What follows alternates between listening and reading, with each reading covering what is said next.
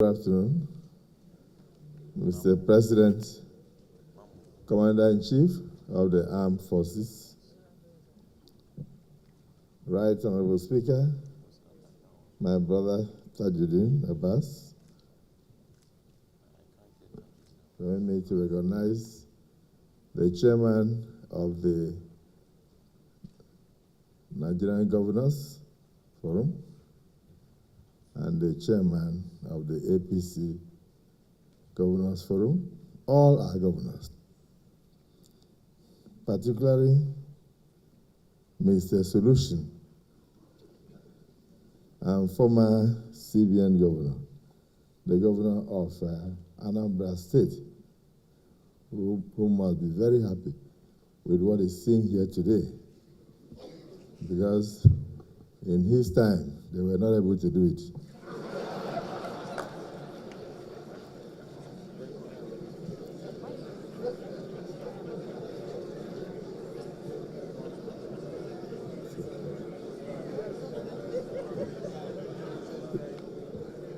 Distinguished, my colleagues, distinguished senators and members of the National Assembly, the honorable ministers.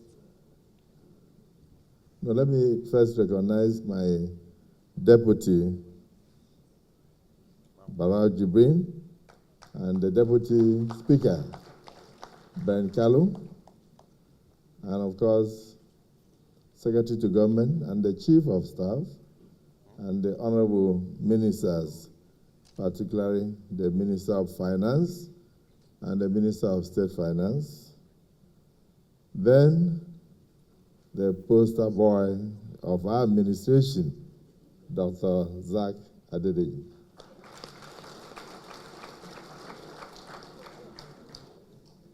And his team. Ladies and gentlemen, Mr. President, you know I'm not used to written speeches. So as soon as I opened the paper, I saw that the speech was missing. So I said, thank God that I can say my mind. This is wonderful in the sight of God, and this is wonderful in the sight of man. And of course, they say, whatever is done on earth is also done in heaven. So I'm very sure that this edifice is also being celebrated by angels in heaven. Your Excellency the President, when you were coming into office through the primaries at the convention, I made a statement that we're not just going to elect a candidate.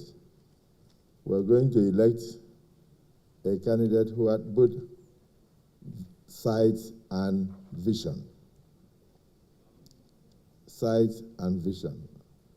And that sight and that vision enable him to change the revenue service in Lagos State from a paltry 3-4 billion a month to what we are having today, over 69 billion.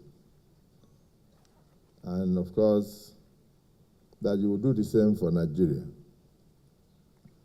if elected. Thank God Nigerians believe, because like the chairman, the executive chairman said, he believes in data.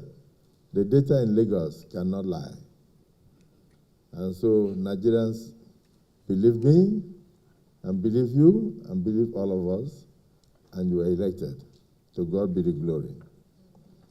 Today, Mr. President, you have sent me to go and commission many projects in states of the Federation. And one of the ones that we first commissioned was the lithium factory in Nasarawa State. That had always been there, and the governor has assured me that he has even completed a much bigger lithium factory, employing thousands of people, which awaits your commissioning anytime from now.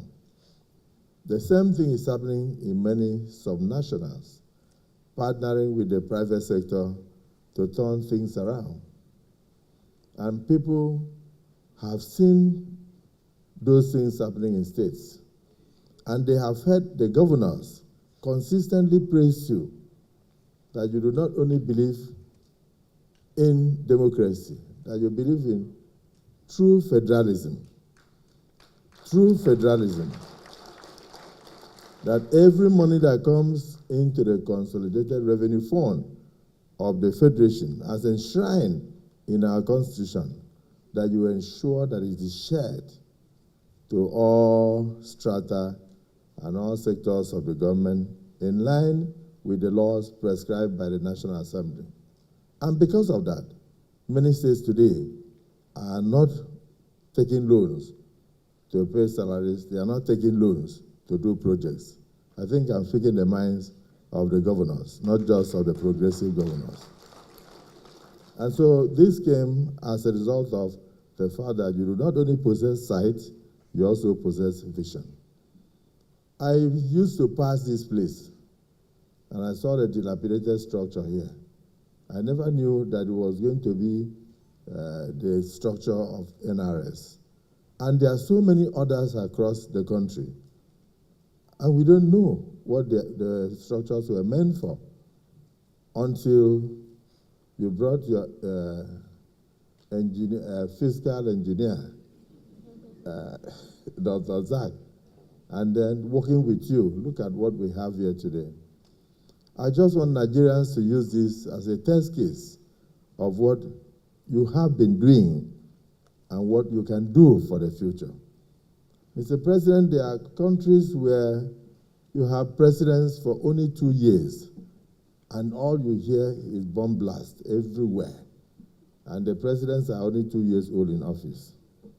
In your own case, in less than 2-3 years, all we get is commissioning of projects and projects and projects and projects. That shows the other person has the vision of the gun and the bullet. And you have the vision of what? Infrastructure and building a decade for our children in future. For this, I want to say you deserve a round of applause. Now, why am I saying this? I felt so touched. I shouldn't have spoken at all when the executive chairman finished his speech. He encapsulated and embedded everything in my heart. He was able to capture the essence of governance. He was able to justify the confidence that Nigerians repose in you and continue to repose in you. He was even able to capture the fact that Nigerians cannot do without you in 2027.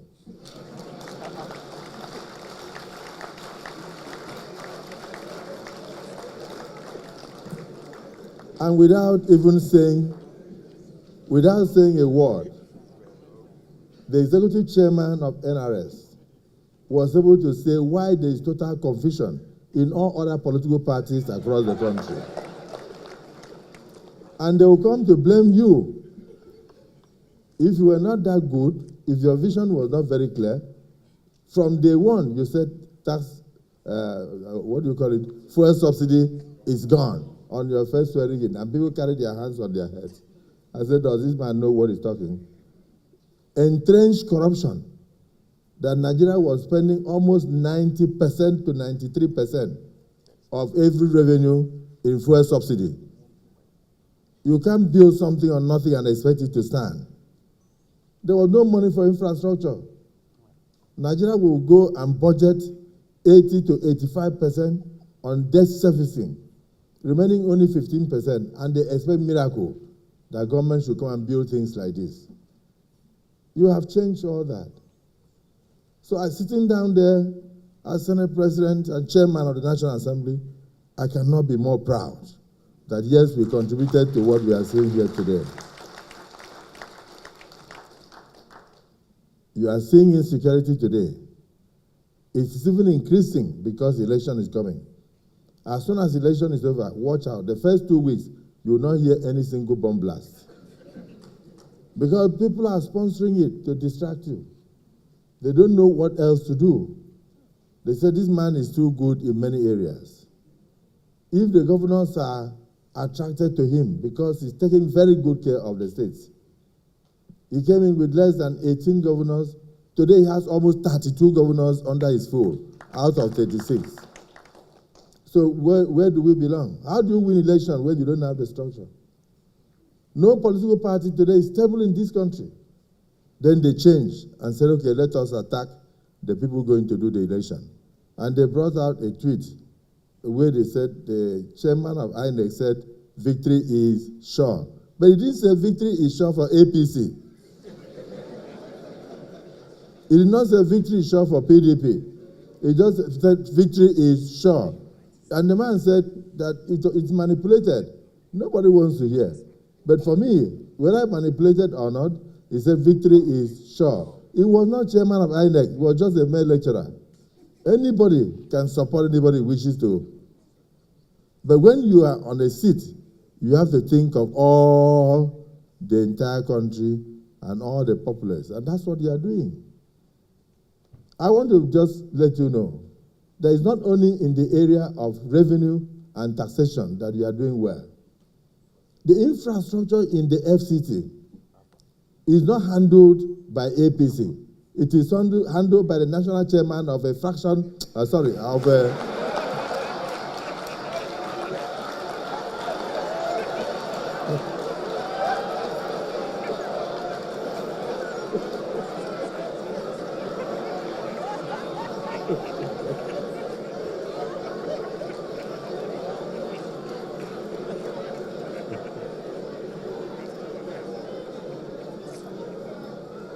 As a resident of the FCT, Mr. President, I've been here for a long time, at least in the last 24 years. This is all I do. I was called to the podium, while some people were called to the altar. So I have witnessed the Federal Capital Territory change under your administration and under 3 years. Nobody is attacking that. No single administration in Nigeria since 1999 that occupied Aso Rock had won election in local government in the FCT. It is only you. And this time around, when we did the election in the FCT, because of what is happening in the rural areas of the FCT and the FCT itself, when I leave your lodge and I'm going towards Asokoro, I miss my way. But those things were there. But administration after administration ignored those structures, dilapidated as they were. There was this overhead bridge that I did not know existed until you came on board. And you didn't bring somebody from APC. You brought somebody from the other party so that nobody will say that you're not carrying the country along. And by the time he finished, I'll drive to my house. I'll be shouting on my driver. I said, we are going to Asokoro. Why are you taking me through this overhead bridge? And he said, Asiwaju has changed the FCT. I said, how did he do it? He said, he did it through the other party. So let me especially recognize you as the national chairman, national leader of our party, the APC, that is doing so well in Nigeria today, despite the gang up by people who want to bring insecurity. And people, imagine what people are looking for. We have serious problems. People are dying in Jos and many places. Nobody's talking about those things. But you see people, 6, 7 people will sit on television and they are talking about a tweet. That the tweet says, victory is sure, and therefore somebody should resign. Resign because you said victory is sure. Was somebody not going to win an election? He did not mention a name. He didn't mention the party, nothing. And the man said, I'm not even the one. They have cloned my line. They have opened Snapchat for me. And there's nothing they have not done on Facebook. I have over 20-something Facebook accounts. And I'm not the one. But they are loading what they want to load. And yet they said, resign. Why are they now going into something so insignificant, very close to primaries, 1 month to primaries? It's because they realize that they've not been able to put their houses in order. Somebody will go and get up to 6 million votes in an election through a political party and yet abandon that political party and abandon the 6 million votes and start shopping for a new political party that he will have to go and start building up. I'm not talking about Soludo, I'm talking about somebody around his area. Repercussion from their foes. For instance, I can say that America is a bit worried about the bomb blast from Iran. And so across the world, they have to reduce their staff in case Iran decides to attack their embassies. When people are thinking, oh, Nigerians' embassies are closing because election is coming. It's not because election is coming. Election will come and go. And God will protect you. God will protect Nigeria. Nigeria will outlive this election. Look at what you are doing now. Is this going to be taken away when you go back to Babylon? It's going to remain here for the benefit of future generations of Nigerians. So I'm very proud of what I'm seeing here. And because of lack of time,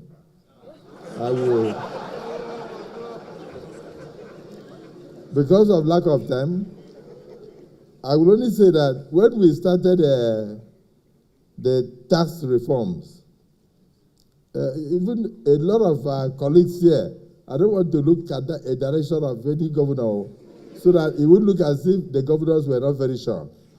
But many people were worried, where were you going? But today we have seen the results. The data that has been read out here shows clearly that the reform is working. Nigeria today is able, even with the closure of the Hormuz Strait that would have brought fuel to Nigeria, Nigeria is still having fuel. Nobody has noticed that since you came on board, we have not had 2, 3 to 5 kilometers of fuel line, of vehicles lining up to buy petrol. Nobody has noticed that. There was a time that people were prepared to pay even 10,000 per liter for fuel, but they could not see the fuel. But today, there is no single fuel line in Nigeria. Nobody is saying that. Because you encourage and partner with the private sector. For the first time, we are now producing what we consume and consuming what we produce. We even go to the extent of sending it to other countries. These are reforms that are working. Let Nigerians be patient with you so that you can, and you have a knack for picking good people, picking people with brains, and where you don't think you are knowledgeable enough because you are a tax man yourself, you go and pick from the other side and tap their brains.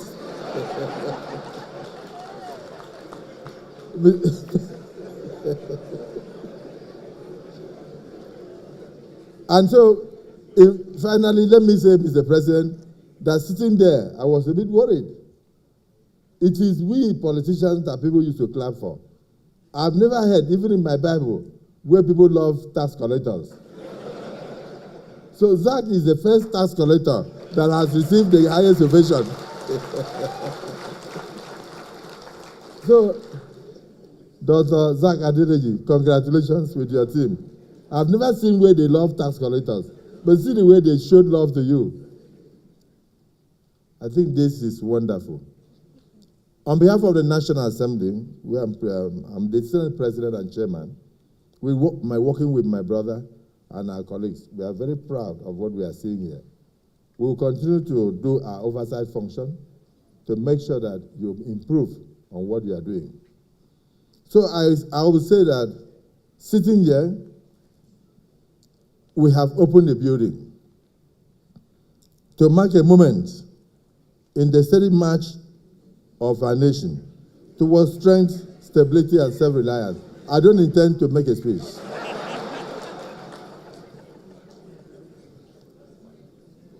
Imagine this edifice rising in the heart of our capital, Abuja, which will live forever. And other ones that we are going to put into use. More than concrete and steel. A total declaration that Nigeria is determined to build its future on discipline, accountability, and on the honest mobilization of its own resources. No nation can endure if it depends only on what is given to it.